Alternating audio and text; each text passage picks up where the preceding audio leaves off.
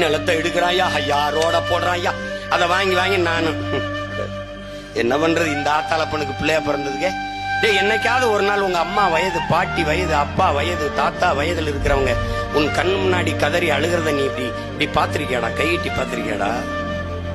நம்மளை பெத்த தாய் வயதை ஒத்த பெரியம்மாவும் சின்னம்மாவும் நம் கைய பிடிச்சு, சாமி என் வீட காப்பாத்தி கொடு, என் நிலத்தை காப்பாத்தி கொடுன்னு கண்ணீர் சிந்தி கதறி நின்னதை நீ பார்த்திருந்தா சீமானின் கோபமும் ஆவேச பேச்சும் இந்த உறக்க கத்துவதும் உனக்கு எவ்வளவு வலிதோ இந்த மொழி என்பது உனக்கு